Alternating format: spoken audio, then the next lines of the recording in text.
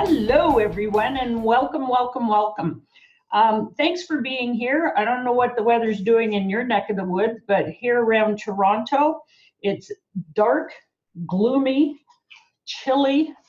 It's raining, but good news is spring is coming next week, and I just hope Mother Nature takes pity on us all after the winters we've been going through.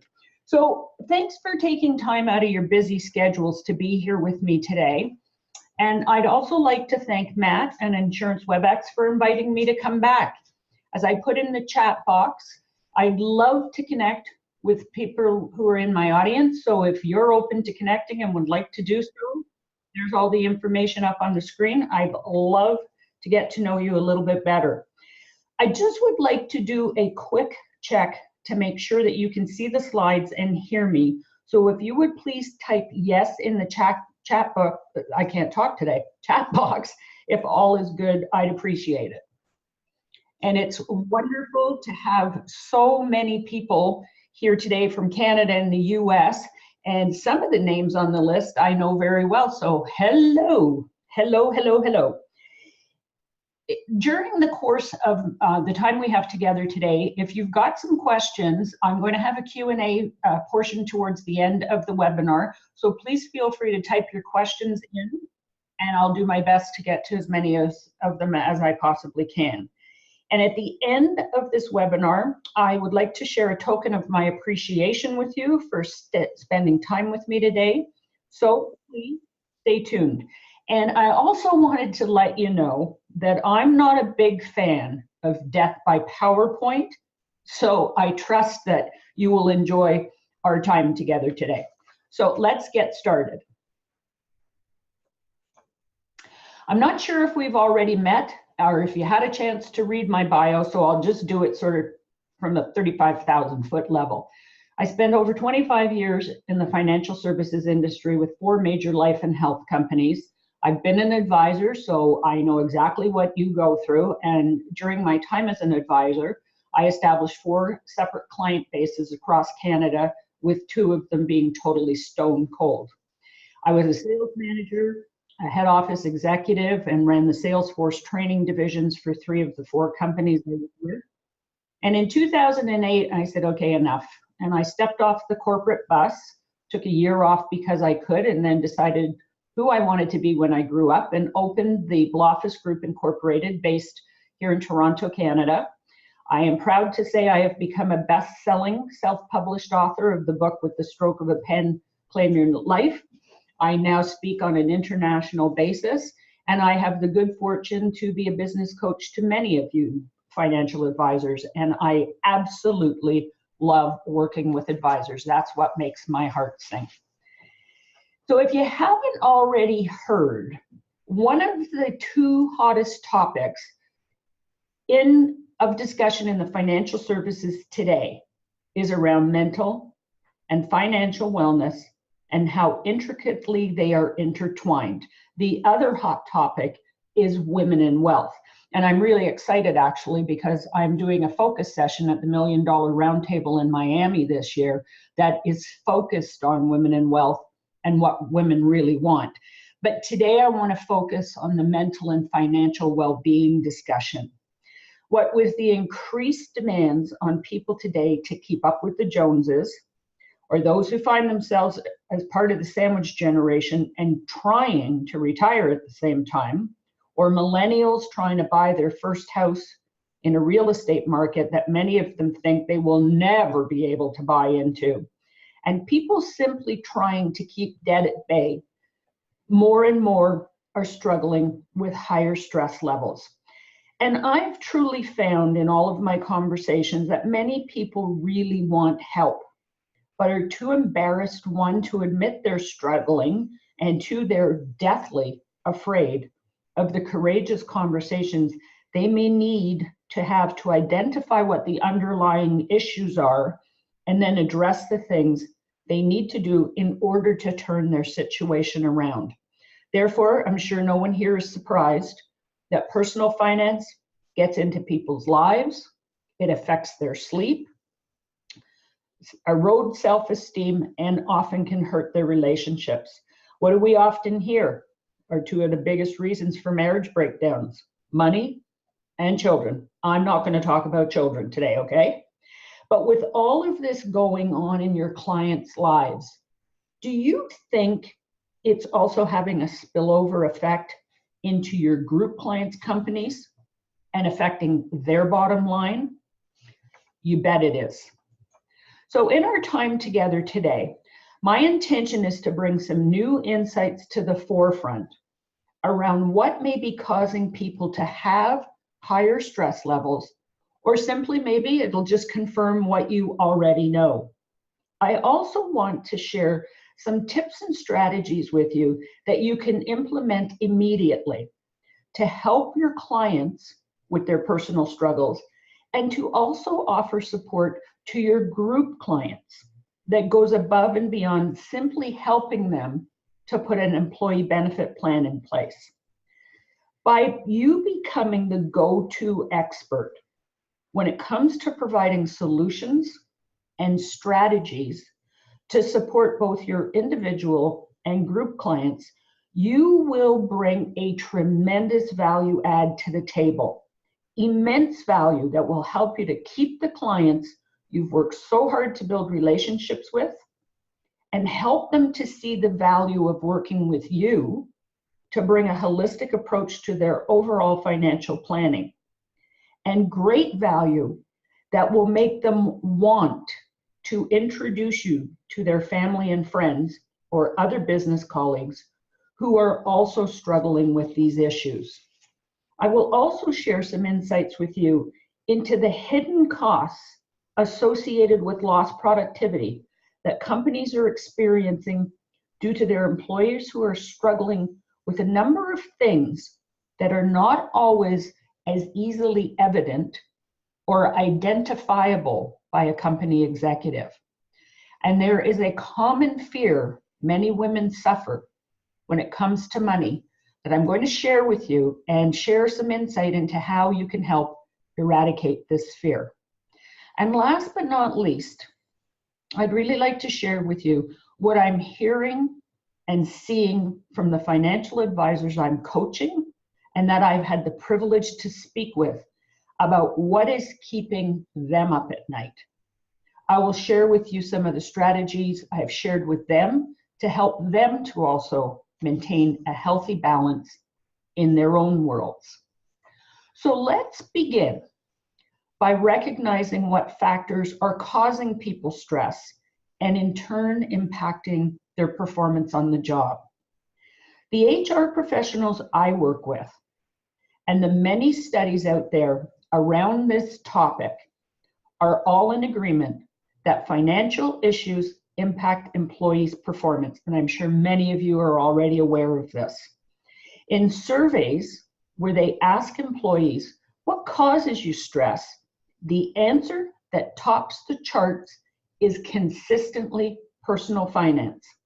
A recent survey that was conducted by a large company found that 3 of the top 4 stressors are personal and household finances to the tune of 45%, budgeting, 32%, unexpected finances like the car breaking down or dying or your furnace going out or your air conditioning bumming out or whatever, 31% of people are worried about this kind of stuff. And as well, 1/3 of respondents reported feeling insecure about their overall financial health. The good news is that you are in a unique position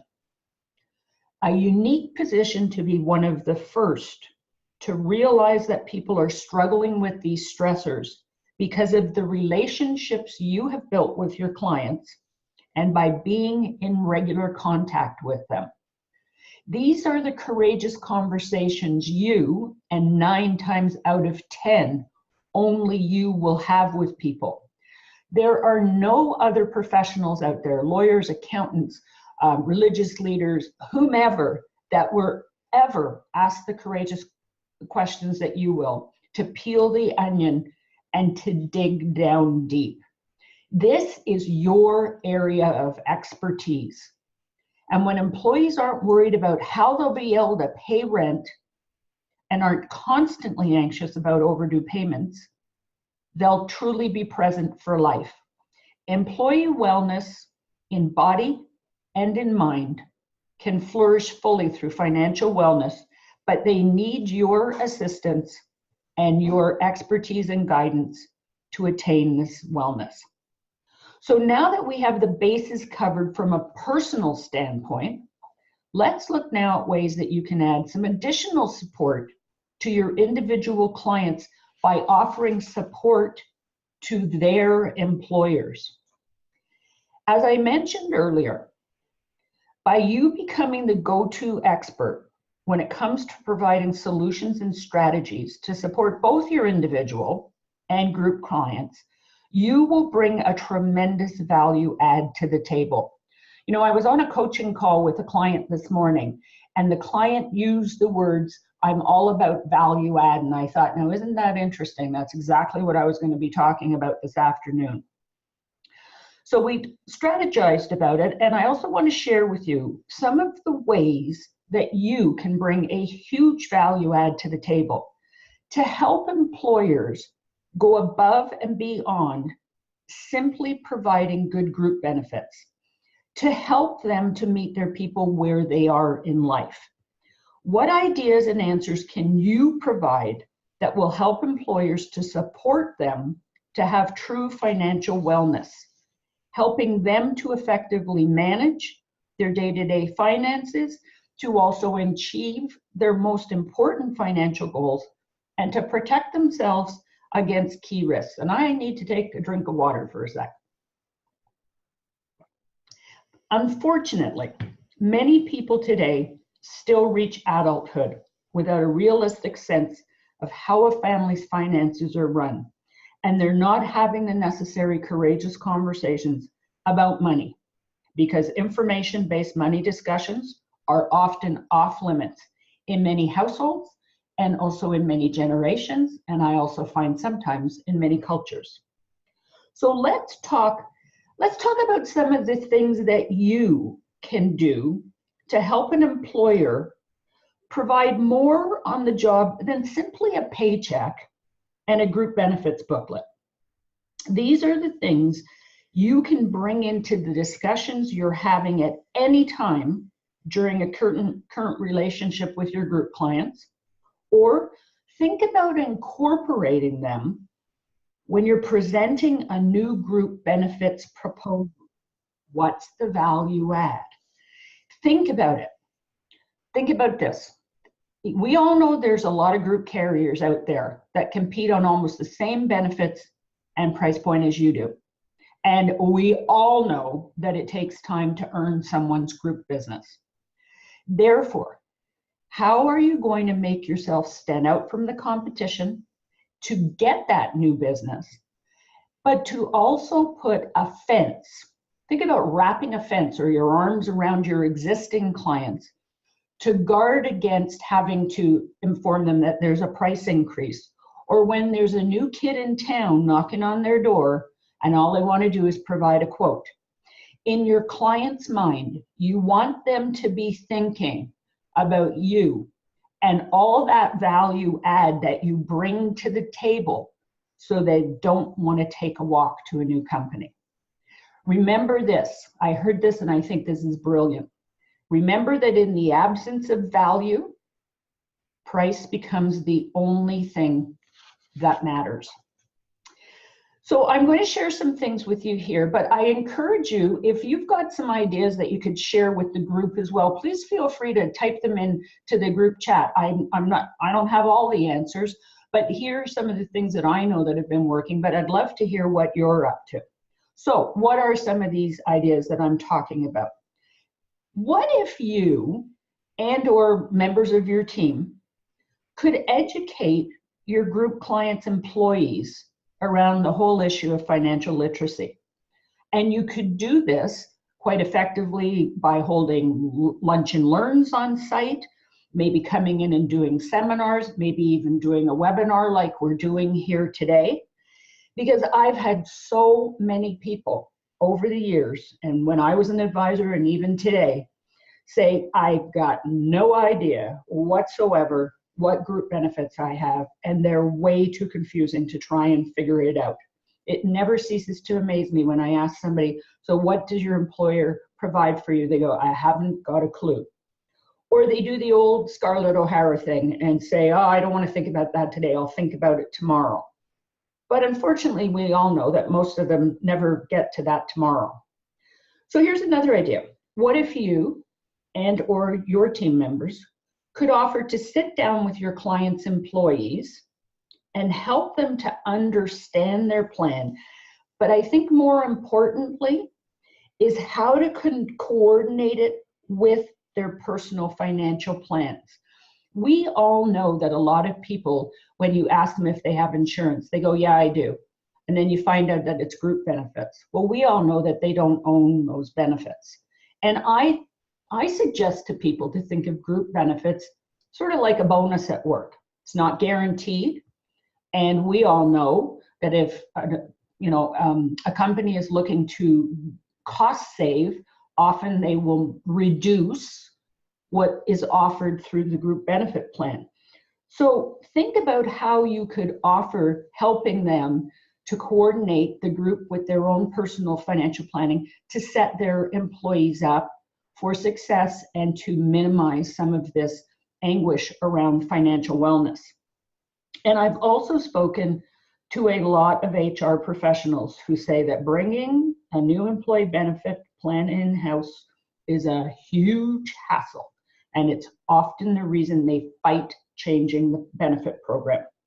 They already feel that they have too much on their plate, and now let's add to that.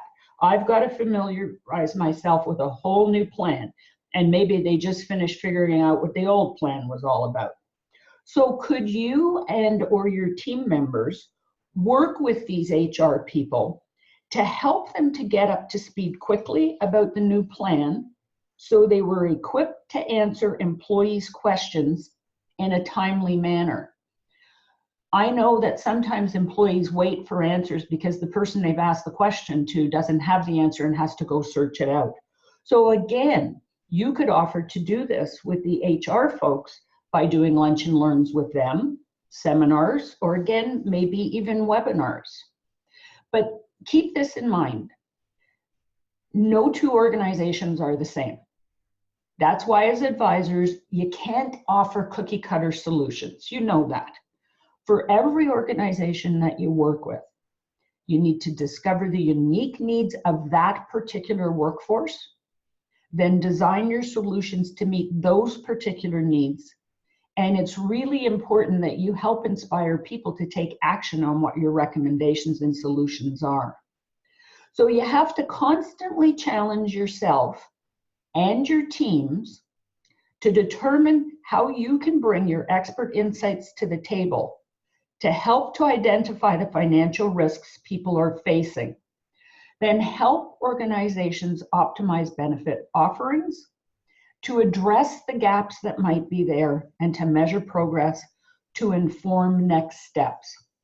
You know, customer service used to be sort of what, companies thought if they provided good customer service, their clients would stay with them. In today's environment, customer service is table stakes.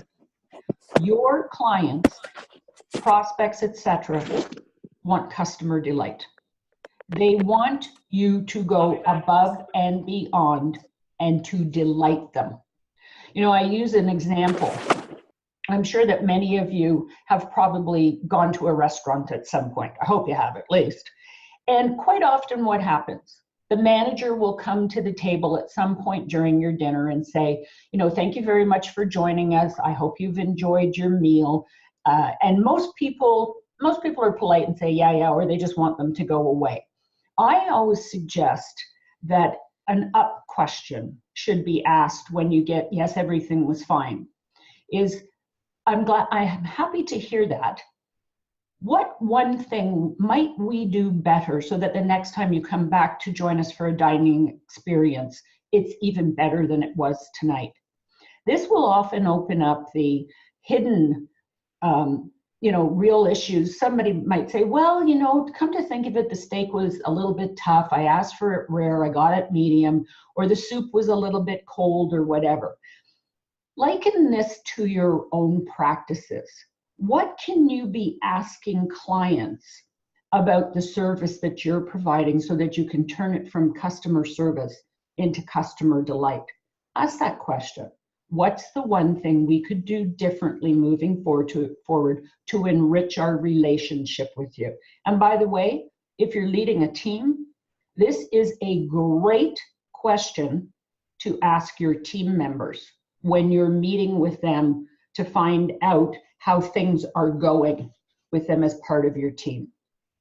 So let's switch gears. I want to talk now about the hidden costs of lost productivity, because this is something else that companies grapple with all of the time, because it's extremely difficult for a company to quantify the lost productivity due to either an extended critical illness of one of their employees or the employee's family member, or what kind of toll it takes on employees who are trying to care for an elderly parent while they're probably still bringing up their own children. They're caught between the two.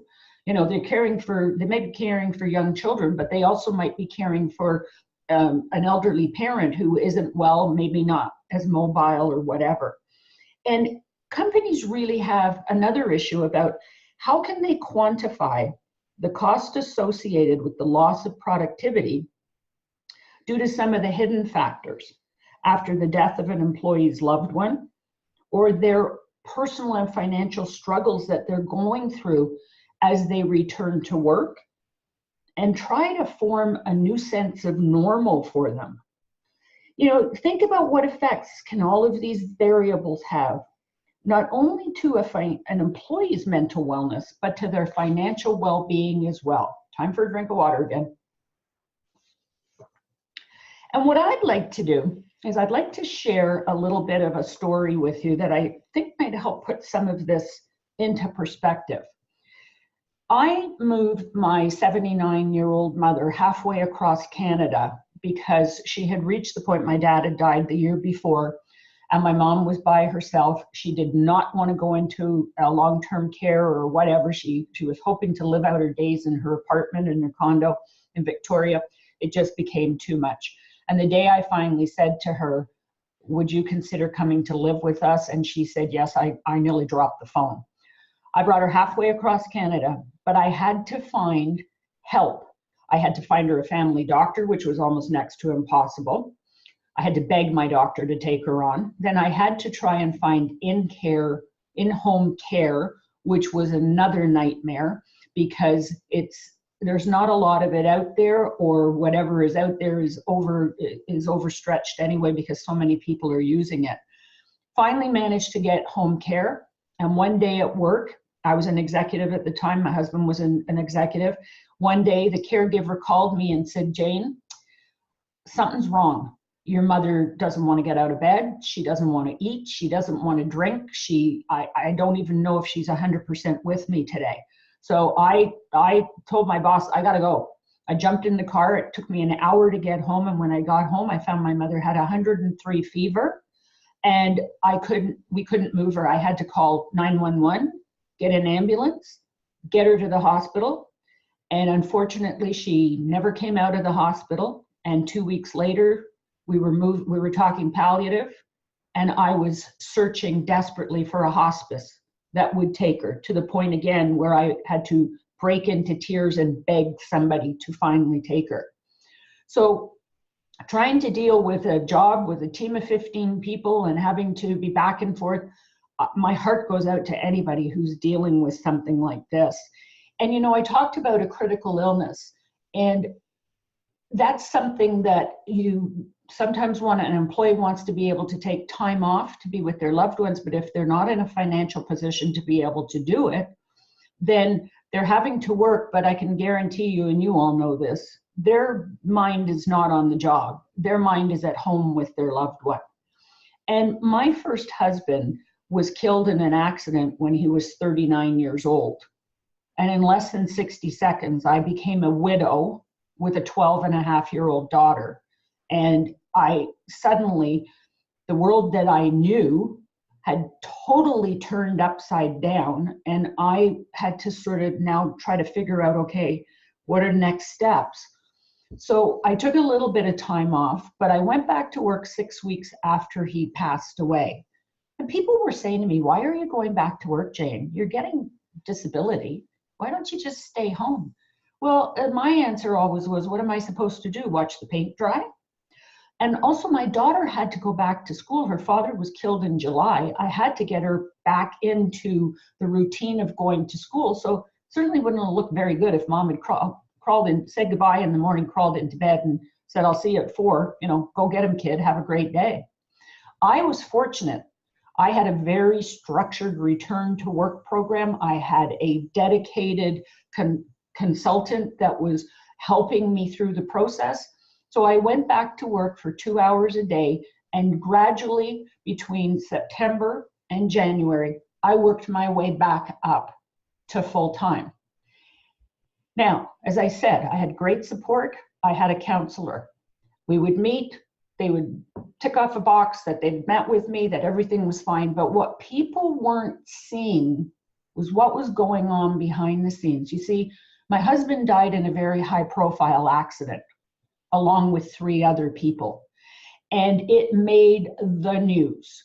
So when I came back to work, I literally had people lining up at my door, my office door, 1, to give me their condolences, 2, to see me in person and be able to give me a hug. But you wouldn't believe how many people were asking me for all of the gory details. So for me, every time I went to work, it was nothing but a parade of people and questions and whatever. I was mentally and physically wrung out by the time I got home. And the following January, I hit the wall and had a nervous breakdown. So do you think I was a very productive employee for my employer between September and January? No, I wasn't. But I spend a lot of time talking to companies about these types of hidden costs. And the good news is that many organizations today are now investing more time to understand through their employees' eyes what's happening with regard to the acute financial stresses placed upon their employees by these issues. And they're finding that by devoting this time, it's paying off because it's playing a critical role in helping them to improve workplace performance and overall employee financial health. However, having said that, a workplace culture of compassion still isn't standard practice in the business world. Unfortunately, many management teams believe showing compassion is even a sign of weakness. What a shame. But there is hope, as this is far from true. A growing body of research shows that a compassionate workplace culture not only breeds happier employees, but it also increases productivity, business efficiency, and employee loyalty. So think about this as you're working with your group clients. Now, I said I was also going to touch upon something that's a common money fear that haunts many women. This is something I know for a fact from the courageous conversations I have had with numerous women over the years and my own personal story and fear after my husband died. It's a fear that keeps many of us awake at night. And unfortunately, it doesn't discriminate by age. This is something really important that you need to be aware of and be talking to women about in regards to helping them attain a balance between their mental and their financial well-being in particular. So let me ask you a question. What do you think Oprah, who has a net worth of $2.8 billion, and Katie Couric, who has a net worth of $75 million, and Lily Tomlin, who has a net worth of $15 million, what do you think they all have in common? What these 3 highly competent, highly accomplished women and myself all have in common is we've all struggled at some point in our lives with the fear of becoming a bag lady and becoming penniless. Heck, Oprah once told a reporter she has $50 million in cash socked away in her bag lady fund. So here's another question for you. Do you think this type of fear would play havoc or could play havoc with a woman's mental well-being? You need to be thinking about different conversations with women. You have to have different conversations to uncover what keeps them up at night. But I can assure you that running out of money is one of them. I have a good friend who became a widow 2 years ago last November, and she is financially okay, but she lies awake at night doing math on the ceiling, wondering if she'll be able to keep going. She's only 68 years old and she's afraid of running out of money. And believe me, she's plagued by it. So another discussion that's critical to be having with women is the long-term care insurance discussion. You really have to be including this when you're doing holistic financial planning with women, be they young or be they old. We, as you know, have a longer life expectancy than men, and there's a whole bunch of jokes around that, but we won't go there. And we cannot afford to find ourselves alone later in age and life and either trying to take care of ourselves or having to possibly move in with our adult children or another family member to help us out both personally and financially. I can assure you that it's very important to women, and I'm sure the women on the webinar here today will agree with me. We don't want to end our lives being a burden to others, because having to do so does not form part of our definition of a legacy of love. I myself, I only have one child. I have long-term care. I do not want her having to take care of me and my personal needs. I just don't want to go there. And I will never forget the horror my mother experienced when I had to help her take care of some of these things towards the end. So just something to keep in mind when you're talking with women. Now, you don't have to bring it up as bag lady syndrome, but you have to ask some different questions, back to peeling the onion and digging down deep. So I'm going to switch gears here for a bit, because it would really be remiss of me if I did not talk about a very important sector of the population in regards to mental wellness before I wrap this presentation up. Another water drink.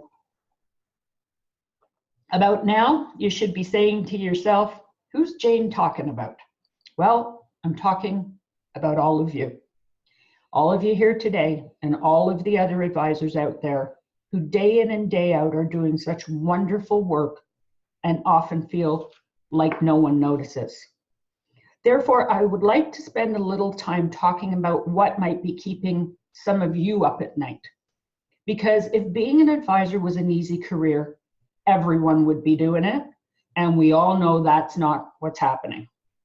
Your personal self-care is critically important for your own mental wellness and for that of your loved ones. In my advisor coaching practice, I'm privy to many of the struggles my clients are experiencing.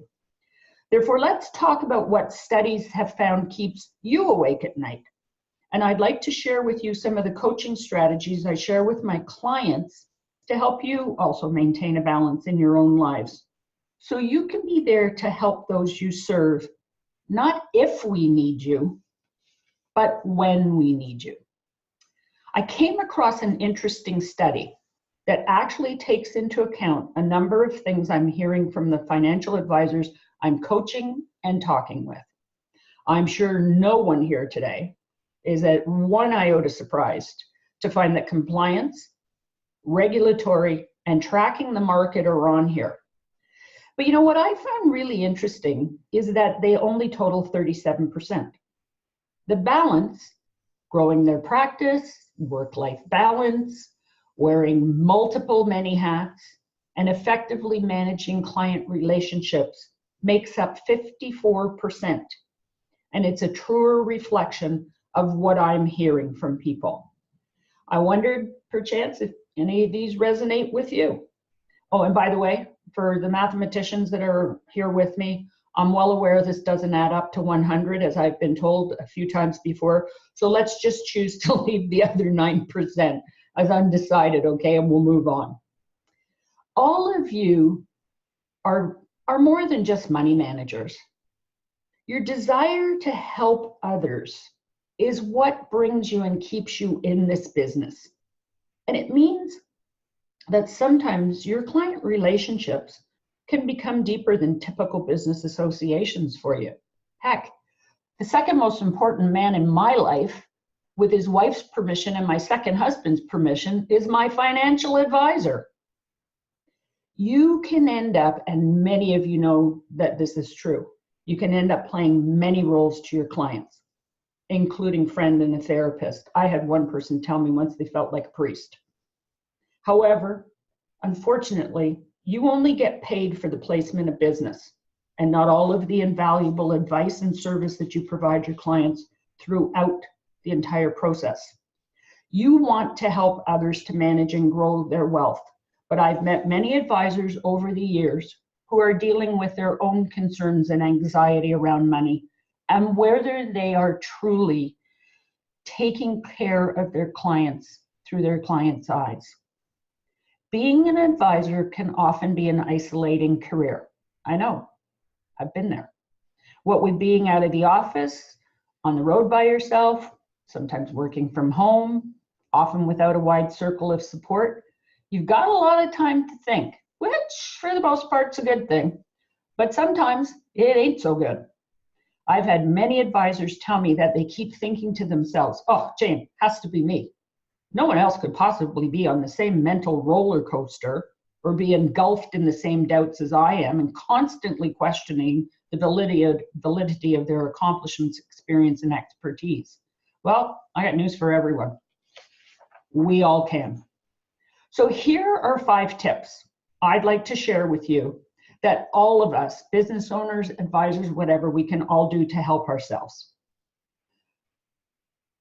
Take breaks. Give yourself permission to take breaks. One of the best pieces of advice I received as a brand new advisor years ago was walk away, Renee. Some of you are going, what did she just say? This manager told me that if I found myself spinning my wheels, feeling like I was getting nothing accomplished, I'd read the same thing 12 times and nothing had sunk in, and all I was doing was getting frustrated. Told me that I should pack up what I was doing and take a break and come back to it tomorrow. And you know what? You know what the interesting thing was? It was always there. But I could tackle it the next day with a fresh approach, and I usually could get started and finished in one go. So when you're frustrated, think about this. We all know that when we get frustrated, being impartial goes out the window. But our brain does amazing things for us. When we sleep, we recuperate, we recharge our batteries, and we come at it with a fresh perspective. So give yourself permission to take a break when you need it. Now, it doesn't mean you take a break and never come back, of course, but give yourself permission. And I know this is going to sound like a no-brainer, but exercise is really important as it can help to stabilize your mood swings and to gain mental clarity. And I can really tell the difference when I do not. You know, when I was writing my book, I got a puppy.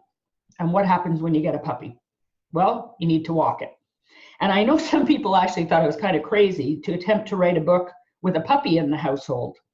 But the routine was what helped me to write and self-publish my book in 5 months. I would take Tucker, I have a cute little 50-pound black Labradoodle who is way too cute for his own good and mine. Oh, and I'd take him for long walks, and I had to go, note to self, do not try to take a puppy for a really long walk when they're really little. It's not a good idea. But I did some of my best thinking while I was walking because my head was clear. And I'd come back to my office, sit down and write like a fiend when I got back because he was asleep at my feet because I'd worn him out. So exercise is critically important. It opens up the lungs, it gives oxygen to the brain, and we all know we feel better and think better when we do that sort of thing. And I'm all about being grateful. I had something really tragic happen in my life. I lost my husband. My daughter lost her father, but I'm grateful for the fact that today I'm happily remarried to a wonderful man. And my daughter has an amazing stepfather. And I wake up in the morning grateful for a second chance at life and at love. So think about this. When you wake up in the morning, instead of thinking of everything that went wrong yesterday or what might go wrong today, how about just giving thanks for simply waking up? Because guess what? The alternative is not a good one. If we start our day by thinking about what we have and what we do, and not about what we don't have, and being grateful for things like our health, our family, friends, our uniqueness, and what we bring to the table and our accomplishments.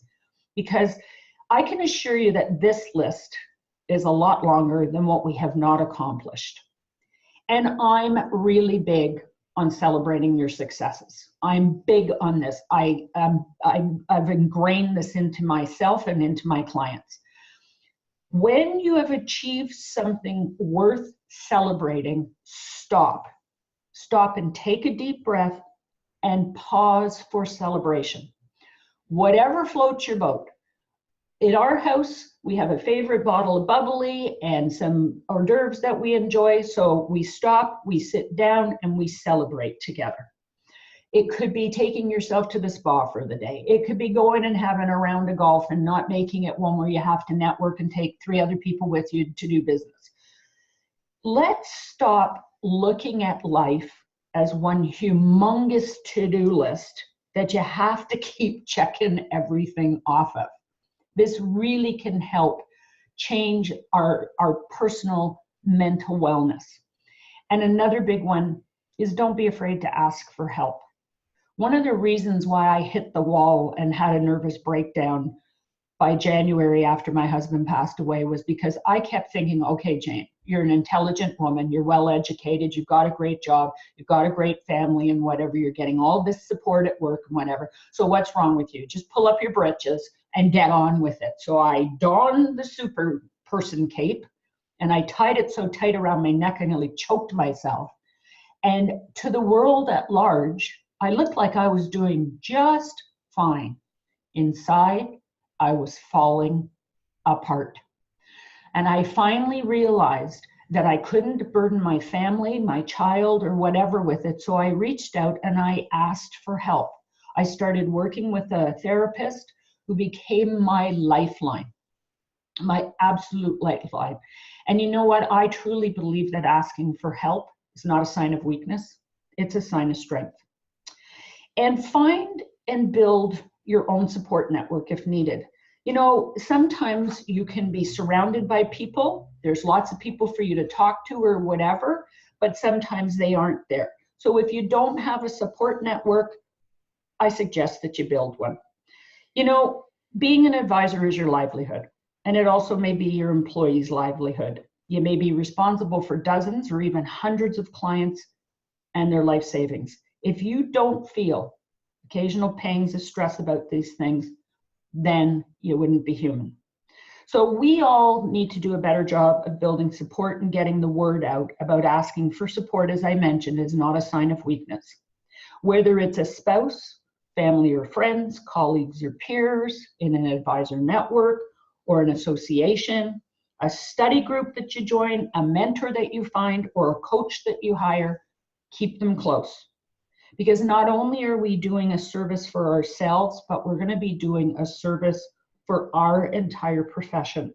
But most importantly, above all, please be kind to yourself. So I'm going to take a minute and open it up here to see if anybody might have any questions. Please type them in the chat box, and I'll just wait for a moment, and I'm going to take another sip of water.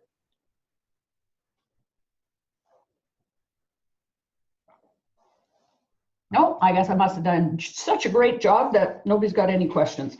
The other thing I just want to share with you right here and now before I forget is, I want you to think about this. Back to the support and surrounding yourself with people.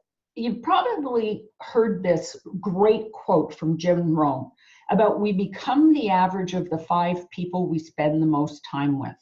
And I always talk to my coaching clients about this. And you know what? Think about that. Think about the 5 people that you spend the most time with. And my question to you is, are you choosing wisely? I'll leave you with that. So I know that your time is valuable, and I really appreciate you taking the time to be here with me today and for hanging in until the end. I said I wanted to share a token of my appreciation with you. And my book and my companion planning binder are 2 tools that I developed that are being used extensively by advisors who are gifting it to their clients, by HR professionals and companies who are now giving it to their employees or giving it to new employees when they're onboarded. So I thought what I would do today is offer that if you might be interested in this, I'm going to send you the introduction and the first chapter of my book as a little gift of appreciation so that you can get a bit of insight into it. And if for some reason you think this might be of value in your practices, I'd love to offer you a 20% preferred pricing. So you can order it off janeblaufus.com by using the promo code that you see here, WebX. And I'm going to be sending you another little surprise gift next week. So stay tuned for that. But I just wanted to say thank you, thank you, thank you. I love spending time with advisors. This is what my life is all about today, is helping you to work with your clients and to shore up and support the amazing work that you do. Thanks. Have a great weekend, everybody. And if there's something to celebrate, make sure you get it on the agenda for this weekend. Take care.